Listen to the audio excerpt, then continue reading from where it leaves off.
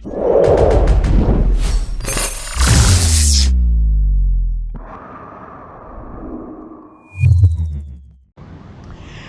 humans, and welcome to another episode of Gen X Gamer. Let's talk about the mysterious death of Gunpei Yokoi.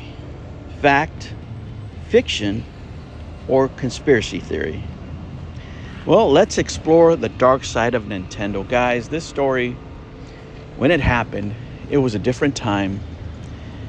It was a different atmosphere. The internet was different.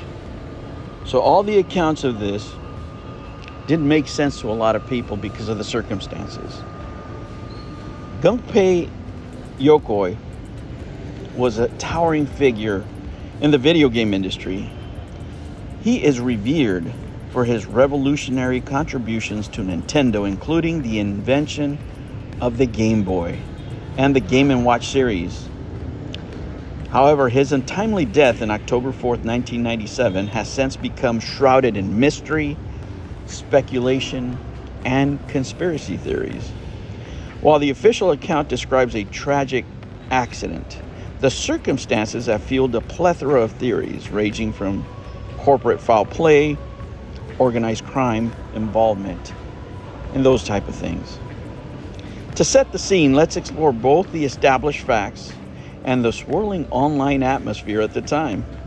Many doubted the official narrative, pointing straight to the billions and billions of dollars at stake for Nintendo, who fought to maintain their dominant position in the video game market, specifically in the handheld video game market. What we'll do now is dissect the prevailing theories, separating fact from fiction, from common knowledge, from what people actually believe. In the minds of many, in the minds of the fans, Yokoi's death still remains a mystery. What is the official account? Well, of course, there's always an official account. But the official account doesn't satisfy the fans, his fans, fans of the Game Boy, or the public at large. The official account is in October 4th, 1997, Gunpei was traveling along the Hokuruki Expressway, along with his associate Etsu Kisu. And I beg your forgiveness for the mispronunciations. This is not my native language, of course. When their vehicle collided with a truck, both men exited the car to inspect the damage. Tragically, while standing outside the vehicle, Yokoi was struck by another car, suffering fatal injuries. He was pronounced two hours later dead. Kiso survived with only minor injuries. The driver who hit Yokio, Mr. Shushima, was identified as a member of the tourism industry. Police investigations concluded that the event was a tragic accident and there was no evidence of foul play. This official explanation, however, did very little to quell the excessive and persistent doubt of the public to his death.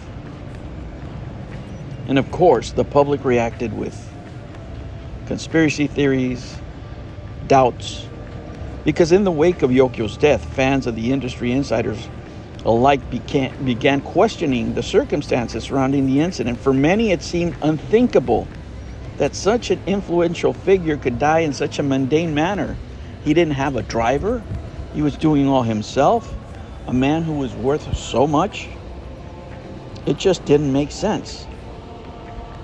So let me give you some of the more prominent theories that were put out by the public at that time. Remember, this is the early stages of the internet. So information was harder to come by. The first theory was corporate sabotage. One of Nintendo's more, darker sides remained how they've guarded their company, how secure they've been around all their IPs, and how much they protected their properties. So one of the most persuasive theories suggests that Yokio's death was orchestrated by individuals within Nintendo. According to this theory, tensions had been brewing since the commercial failure of the Virtual Boy, a project spearheaded by Yokoi. Although he officially resigned from Nintendo, some believe he was forced out. And his subsequent collaboration with Bandai on the WonderSwan, for those of you who know, that is a very collectible handheld game system for those really deep retro arcade, retro game collectors. Really get into this, and he was part of that design. If the WonderSwan would have succeeded to the level of the Game Boy, Nintendo stood to lose billions. That allegedly made him a target. Proponents of this theory point to the billions of dollars at stake in the handheld gaming market. If Bandai's WonderSwan succeeded, it could have disrupted Nintendo's dominance. While compelling on the surface, there is no evidence to support this theory, and it remains purely speculative. But those who propose this theory say, well, you can do a lot with billions. You can make many things disappear. When that much money's on the line, some people can afford the perfect crime. A lesser-known theory was the Yakuza connection. Another theory alleges involvement by the Yakuza, Japan's organized crime syndicate. This sensational claim suggests that Yokio's death was made to look like an accident, because for many years, many people have speculated that the video game market has been influenced by the Yakuza, and something within the dealings of the video game industry went awry with the failure of the Virtual Boy.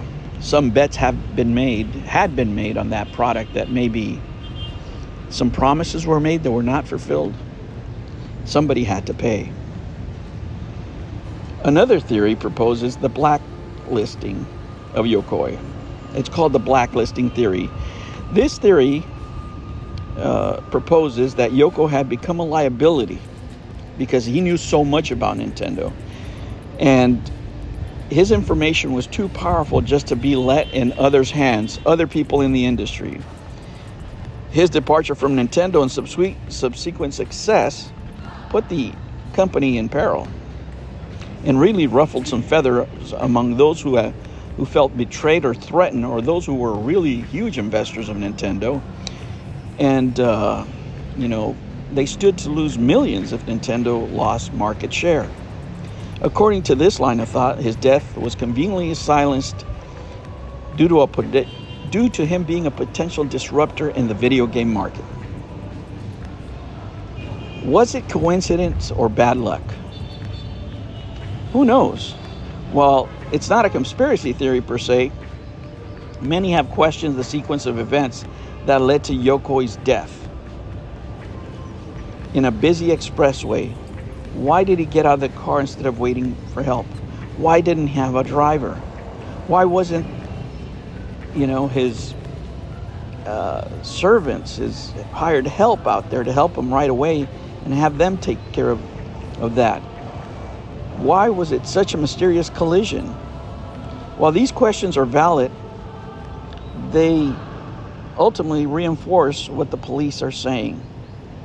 But that doesn't mean we don't have unanswered questions. Why was Yokoi's associate, Kiso, unharmed?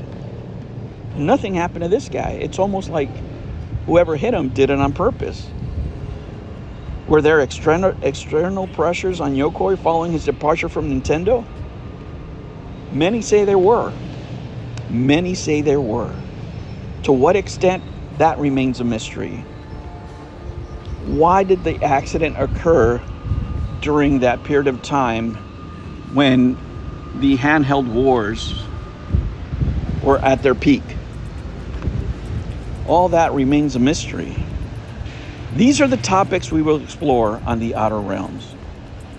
Guys, when we think of video games, we think of fun times, great times, but in the busy cities, in the busy alleys of the streets, money is exchanged. Everything is about money. And when you're dealing with billions of dollars, anything is possible, anything is believable. How many times have we seen conspiracy theories that turned out to be true? Well, in 2024, we learned a lot, didn't we? There's so many topics to explore. Guys, Thank you for joining me on this trip back in time to revisit the tragedy of the father of the Game Boy and how he met his tragic end and why many fans still question the official narrative. Thank you for joining me. Remember, members of the channel get access to these early. If not, you can listen to them at midnight. This is the Outer Realms, your favorite show at midnight. This is your Gen X Gamer bidding you farewell. Have a great evening. Take care. New videos every Monday and Sunday. Thank you for joining me on another episode of the Gen X Gamer. Remember to like and subscribe, click that notification bell, and remember, never ever be afraid to be happy. I'll catch you on the next one. Take care.